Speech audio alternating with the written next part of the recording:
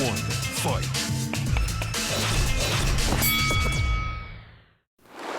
안녕하세요. 박종원 플러스입니다. 최근에 금융당국이 이 취약층에 대한 금융 지원을 위해서 이 최대 원금의 90%까지 탕감하는 이 새출발 기금 등 각종 채무 지원 대책을 내놨습니다. 이 말이 무슨 뜻이냐? 예를 들어서 1,000만 원까지 빚진 사람이 있다. 그러면 900만 원까지 원금을 탕감해 주기도 하겠다. 그러니까 100만 원만 갚으면 되게 하겠다. 이런 뜻이죠. 이것만이 아니고요. 예를 들어서 거치 기간 1년에서 3년까지 이렇게 거치 기간을 두고 심지어 분할 상환 한 10년에서 20년 동안 나눠서 원리금을 갚아도 되도록 하겠다. 그리고 금리도 굉장히 낮게 책정을 해주겠다. 이렇게 얘기를 하면서 새출발 기금에만 무려 30조 원을 투입하겠다고 했죠. 이것만이 아니고 심지어 영끌을 해서 요즘 영혼까지 끌어모은다 이런 말 많잖아요. 코인 투자를 했다, 아니 여러 가지 주식이든 위험자산 투자를 했던 그런 사람들한테까지도 만기 연장이나 금리 같은 걸 탕감해 준다든가 이런 것들을 통해서 온갖 방법으로 다 지원을 해주겠다 하면서 지원 금액이 나왔는데요. 이게 정말 천문학적입니다. 무려 125조 원을 여기에 지원하겠다고 했죠. 이 125조 원이라는 게 이 조 단위가 들어가면 우리가 이게 얼마나 큰 금액인지 딱 와닿지가 않는데 우리나라 인구로 대충 나눠보면 한 사람당 250만 원입니다. 1인당 250만 원. 4인 가족이라면 1,000만 원. 이 정도를 이렇게 빚탕감도 해주고 만기 연장이나 온갖 방법으로 이자 탕감 이런 방법으로 다 해주겠다는 거잖아요. 자, 그러니까 어마어마한 규모로 지금까지 영끌하고 또는 빚으로 투자한 사람들 그리고 빚 때문에 여러 가지로 영업을 하거나 이런 데서 어려움을 겪는 사람들을 지원하겠다는 건데요. 자, 과연 이런 정책이 옳은 것이냐? 지금 벌써부터 비판 여론이 나오고 있습니다. 왜냐하면 이걸 누가 갚아주느냐? 예를 들어서 여러 가지 기금으로 갚아준다. 그렇게 되면 사실상 이게 자칫해서 문제가 생기면 결국은 어떤 방식이든 우리의 세금이 들어갈 수밖에 없는 상황이 될 수 있거든요. 그리고 또 이 부채를 대신해서 갚아주거나 또는 이자를 탕감해주거나 하는 주체가 만약에 은행 같은 금융회사가 되면 어떤 문제가 생기냐면 은행들은 그야말로 믿지고 장사할 수가 없는 거잖아요. 만약에 은행들한테 야, 너 빚 좀 탕감해줘, 이자 너 탕감해줘 이렇게 정부에서 압력을 지금처럼 넣게 되면 어떻게 되냐면 그 사람들의 원금이나 이자를 탕감해준 만큼 지금까지 성실하게 돈을 갚던 사람한테 결국은 더 높은 금리를 매길 수밖에 없어요. 왜냐하면 그 탕감해준 만큼 은행들 입장에서 손해보고 장사할 수가 없으니까 누구한텐가는 그 돈을 다시 벌어야 되잖아요. 그래서 지금 현재 이제 비판이 나오는 게 뭐냐면 아니 이렇게 투기하다 실패하거나 그런 사람들 그래서 돈을 엄청나게 빌려서 이렇게 무너진 사람들의 돈을 왜 성실하게 돈을 갚아나가던 사람들이 대신해서 공동으로 이걸 다 연대 책임을 해야 되느냐 이런 비판이 나오고 있고요. 자, 그러다 보니까 그러면 또 심지어 빚을 내지 않고 그냥 성실하게 그냥 열심히 일을 해서 근로소득으로 먹고 살던 사람들 입장에서는 아니 나는 투기 안 했는데 이걸 이제 나중에 세금으로 이걸 나중에 갚아주는 경우에는 왜 내 세금이 거기에 들어가야 되느냐 이렇게 비판할 수 있는 거죠. 아니 이렇게 예를 들어서 투자를 해서 예를 들어 코인 투자를 해서 10배 올랐다. 그랬을 때 코인 투자로 번 돈을 사회랑 같이 나누지는 않잖아요. 근데 코인 투자를 하다 실패했다. 그래 빚이 생겼다. 그 빚은 왜 사회가 같이 나눠줘야 되느냐? 또 역시 이런 비판이 나오고 있습니다. 그리고 계속해서 그럼 성실하게 돈 갚는 사람들 이런 사람들은 지금 현재 이자 탕감이나 원금 탕감의 대상이 아니거든요. 그러다 보니까 그럼 나 성실하게 갚던 사람들은 바보야? 이렇게 되는 거죠.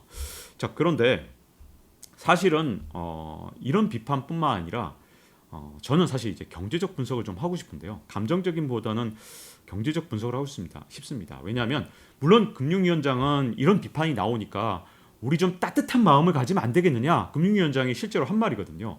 따뜻한 마음을 갖자고 하지만 우리 경제학에서는 항상 그런 얘기를 하죠. 따뜻한 가슴은 물론 필요하지만 차가운 이성이 필요하다고 합니다. 그래서 저는 이번에는 차가운 이성으로 조금 이 정책을 좀 심도 있게 분석을 좀 해볼까 하는데요. 자, 물론 부채 위기가 생기면 비탄감을 해야 되는 상황이 오기도 합니다. 왜냐하면 만약에 부채 위기가 생겨서 정말 수많은 가게가 파산하거나 기업이 파산했는데 그냥 빚 갚으라고 계속 요구하다 보면 자칫하면 경제 시스템까지 망가지면서 금융 시스템이 무너지는 경우가 정말 자주 일어나고요. 그걸 막기 위해서는 정말 최악의 상황에서는 정말 뭐 이자도 탕감할 수 있는 거고 원금도 탕감할 수도 있습니다. 있긴 한데 문제는 모든 경제 정책은 시점이 중요합니다. 이런 비탄감 정책은 절대로 선제적으로 대응하면 안 되는 정책입니다. 이걸 선제적으로 대응을 하게 되면 엄청난 도덕적 해이가 생기게 되고 그게 오히려 엄청 거품을 키우거나 또는 이 도덕적 해이 때문에 너도 나도 돈을 서로 안 갚으려고 그러거든요. 돈 갚으면 바보 되네. 저렇게 안 갚은 사람들이 훨씬 더 이익을 보잖아. 라는 생각을 하게 되면 이 갚을 수 있는지 없는지 간당간당하는 사람들이 어떤 선택을 할까요? 당연히 돈을 안 갚는 선택을 하겠죠. 자, 여기에 이 원인은 사실은 이 도덕적 해이라는 말이 어디서 생겼느냐를 좀 보면 이게 얼마나 위험한지를 알 수 있는데요. 도덕적 해이라는 말이 생겼던 그 과거로 돌아가 보면 사실은 대공황 직전으로 돌아갈 수 있는데 1900년대 초반에 이제 금융 시스템이 발전하면서 화재보험이 빠르게 발전을 했습니다. 그런데 화재보험이 이렇게 든든하게 보장을 해주기 시작한 다음에 너무 이상한 사실이 드러난 거예요. 미국에서 예전보다 불이 훨씬 더 많이 일어난 겁니다. 특히 상업용 건물이나 공장이 막 불에 타는 일이 너무 많이 늘어났는데 갑자기 급증을 확 한 거예요. 왜 그런가 보험회사에서 조사를 해봤더니 자, 화재보험이 든든하게 보장을 해주니까 이제 사기꾼들이 유령 회사를 차려서 건물을 구입한 다음에 건물 가격을 뻥튀기 해서 보험에 가입한 다음에 자기들이 불을 낸 겁니다. 자기들이. 이게 일종의 정보의 비대칭성에 의한 도덕적 해이다. 그래서 모럴 해저드라는 말이 여기서 생겼고요. 이 말을 처음으로 이제 널리 쓰이게 만든 사람이 바로 미국의 경제석학인 케네스 에로우입니다. 자, 그런 측면에서 이번에 저는 걱정되는 게 선제적 대응을 했다는 게 가장 큰 문제입니다. 선제적 조치로 이렇게 비탄감을 해주게 되면 사람들이 야 이거 봐라 이제부터 안 갚으면 더 유리하네 그러면서 사람들이 행동을 하는데 행동을 바꾸게 되거든요. 사실 요즘에 경제학이 발전하면서 예전의 경제학하고 달리 행동경제학이라고 여러분 잘 아시겠지만 이제 이 행동경제학의 대가들이 막 노벨상을 받는 일까지 생겨났죠. 자, 이 사람의 심리가 진짜 중요하고 경제는 심리라고 하잖아요. 그런데 만약에 이렇게 선제적 대응 하다 보면 진짜 위험한데 자, 여기에다가 진짜 결정타를 준 게 뭐냐면 금융위원장 김주현 금융위원장이 이번에 125조 원 플러스 알파의 금융 지원을 하면서 뭐라고 했냐면 이 지원은 끝이 아닌 시작입니다. 끝이 아닌 시작이다. 이 말을 했다는 겁니다. 그 얘기는 무슨 말이냐? 앞으로 여러분들 대신해서 뭐 부채를 탕감해 주거나 아니면 이자를 탕감해 주는 게 이게 시작이다. 더 탕감해 드릴게요. 이런 말이잖아요. 앞으로 이자 더 깎아 드릴 수도 있고 앞으로 채무제중 더해서 예를 들어 뭐 5년 동안 갚아야 되고 20년 동안 갚게 해드릴게요. 걱정하지 마세요. 이렇게 얘기를 했는데 자 그러면 사람들은 어떻게 움직일까요? 성실하게 돈을 갚아 나가던 사람도 만약에 정부가 대신해서 돈을 갚아주겠다. 은행이 돈을 대신해서 갚아주겠다. 신용보증기금이 당신 대신 돈을 갚아준다. 이렇게 시그널을 주면 앞으로도 더 확대할 겁니다라는 시그널을 주면 행동이 바뀝니다. 이게 바로 행동경제학인데 우리 여러분 넛지라고 하잖아요. 어깨를 툭 쳐서 사람의 행동을 바꾸는 건데 원래 넛지는 바람직한 행동. 정부 당국이 이런 행동을 했으면 좋겠다 했을 때 이렇게 일종의 인센티브 메커니즘, 동기부여 시스템을 만들어서 그런 좋은 행동, 바람직한 행동을 하도록 만드는 것 이게 정부가 할 일이거든요. 그런데 선제적 대응을 하고 심지어 이게 시작입니다. 끝이 아니에요 라고 하면 사람들은 나쁜 쪽에 넛지를 받게 됩니다. 그래서 어깨를 툭 쳐서 나쁜 행동을 하도록 만드는 거죠. 그래서 성실했던 사람들도 1900년대 초반 대공황 직전에 화재보험 가입자들처럼 뭔가 나쁜 행동을 하도록 이렇게 유도하는 그런 악영향을 미칠 수가 있죠. 이걸 사실 주류경제학으로만 공부를 하면 모릅니다. 그런데 이미 20세기 후반부터 행동경제학이 주류경제학을 정말 위협할 정도로 굉장히 크고 있고요. 저도 사실은 이 행동경제학에 엄청난 관심을 가지면서 점점 더 이쪽으로 연구를 해나가고 있는데 아마 정부가 주류경제학만 했다면 이런 아마 심리학에 대해서 심리학을 경제학과 접목시키는 데 대해서 아마 조금 생각을 좀 덜했던 것 같고 그런 점에서 정말 안타깝습니다. 물론 금융위원장이 따뜻한 마음을 갖고 계신지는 모르겠어요. 근데 이게 따뜻한 마음만으로 경제 정책을 하면 온정주의만이 지금 정답이라고 할 수 없거든요. 대한민국 경제를 위해서는 차가운 이성도 필요합니다. 근데 그런 측면에서 약간 걱정이 되기 시작했고요.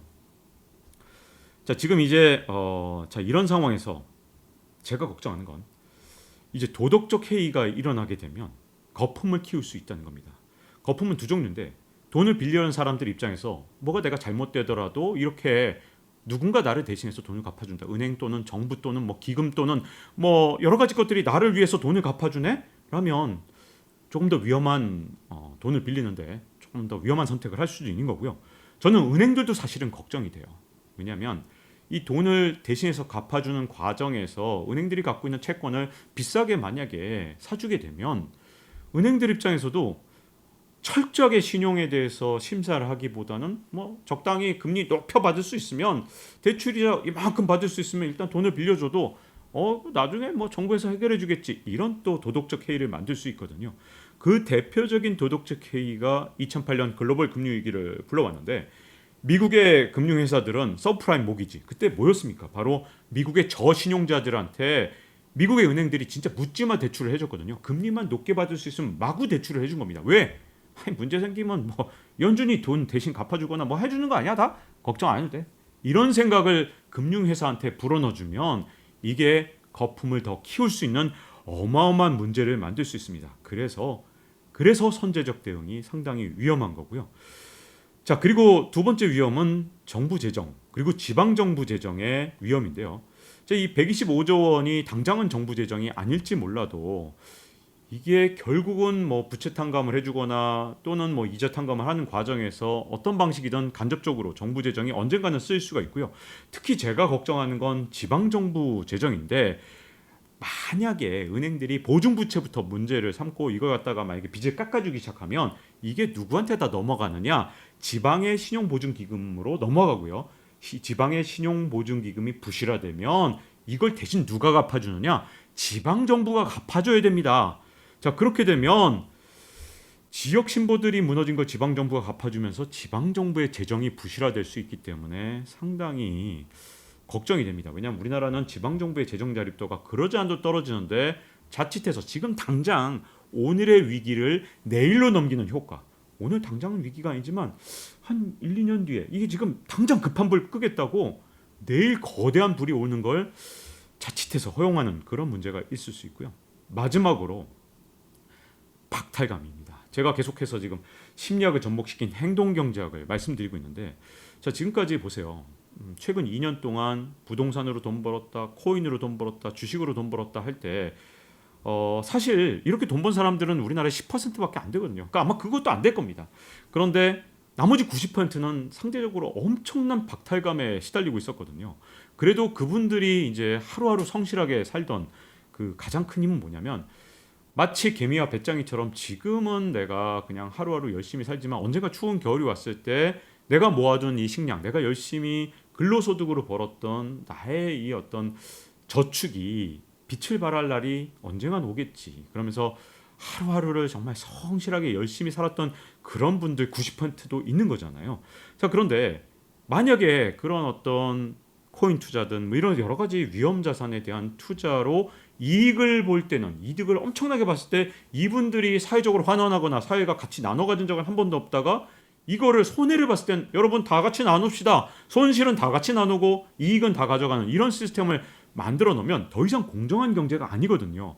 자, 이게 무슨 문제를 갖고 오냐면 사람들의 심리적 타격을 갖고 오게 되고 이런 경제 시스템에서는 정말 최선을 다해서 근로소득을 벌기 위해서 성실하게 일하고 하는 그런 어떤 동기부여, 인센티브 메커니즘이 무너집니다. 그러면 그런 경제는 흔들릴 수밖에 없기 때문에 사실은 노력이 배신하는 경제 시스템, 그렇게 공정하지 않은 시스템이 만들어지면 그 나라 경제는 거기서 더 이상 성장하기가 정말 힘듭니다. 성장을 계속하려면 물론 뭐 투자를 하는 뭐 현안 이런 것도 중요하지만 가장 근본은 제조업체에서 그리고 서비스업에서 하루하루 열심히 살아가면서 그날 최대한 생산성을 끌어올리고 거기서 혁신적인 아이디어를 내면서 공정혁신을 만들어내고 하는 정말 한 명 한 명의 근로자들의 혁신이거든요. 근데 그런 어떤 사기나 동기부여가 사라지게 되고 내가 뭐하러 이렇게 열심히 살았지? 결국은 이득은 딴 사람한테 가고 손해는 같이 나누는데? 라고 생각하는 순간 굉장히 어려워집니다. 자, 그래서 다시 한번 정리를 하자면 빚탕감이든 이자탕감이든 하여튼 채무제조정이든 필요한 시점이 있는 건 분명합니다. 그 필요한 시점이 어떤 때냐? 보통은 이런 식으로 선진국, 금융 선진국 또는 정말 이 세계를 선도하는 국가들, 정말 뛰어난 나라들의 이 행동을 잘 보면 관찰을 해야 되는데 어떻게 하냐면 부채 탕감 해야 되는 시점이 와요. 그럴 수 있어요. 왜냐하면 버블이 붕괴되거나 그럴 때 이게 시스템 위기로 전가되면 끝장이거든요. 그건 정말 막아야 되는데 그런데 대부분 현명한 나라들, 정말 머리를 쓰고 정말 따뜻한 가슴도 있지만 동시에 차가운 이성도 있는 그런 경제 시스템과 경제 관료들을 갖고 있는 나라들은 어떻게 하느냐? 보통 부채 탕감은 후행적으로 할 때가 있고요. 그리고 시스템 위기로 가기 직전에 보통 합니다. 그리고 또 한 가지는 그런 부채 탕감이나 채무 탕감을 해줄 때는 반드시 이렇게 말합니다. 이번이 마지막입니다. 이제 더 이상은 없습니다. 그래야 혹시라도 생길 수 있는, 그래도 물론 도덕적 해이가 생기겠지만, 왜냐하면 시장은 야씨 너 또 어려워지면 또 채무 탕감, 부채 탕감 해줄 거지, 너 빚 탕감 또 해줄 거지 라고 물론 의심을 하겠죠. 하지만 정부 당국자는 이번이 마지막입니다. 반드시 강조해야 되고 내 진짜 내 모든 명예를 걸고 더 이상의 빚탕감, 이자탕감 없습니다라고 얘기를 해야 됩니다. 내 직을 걸고 맹세하겠습니다라고 해야 그래야 시장이 그나마 믿어주고 도덕적 해이를 그래도 막을 수 있는 방법이 그거거든요.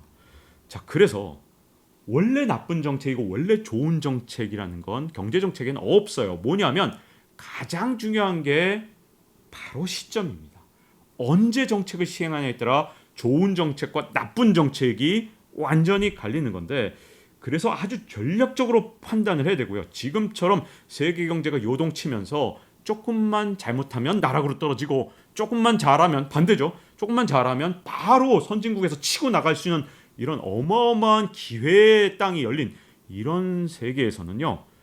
제일 중요한 게 인간의 심리를 철저하게 파악한 행동경제학을 연구해서 사람들의 어깨를 툭 치는 넛지를 통해서 바람직한 행동을 하도록 유도를 하는 거고 이 대격변의 시대에서 도약의 발판을 마련하려면 경제 관료들 그리고 위정자들이 지금 그 심리를 정확하게 파악하고 경제 정책을 한 수 한 수 정확하게 둬야 된다고 봅니다.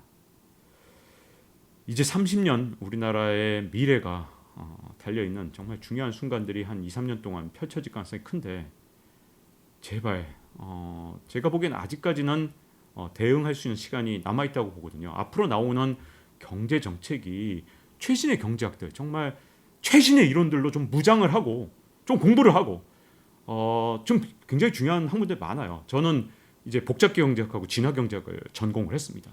그리고 행동 경제학에 굉장히 관심이 많고요.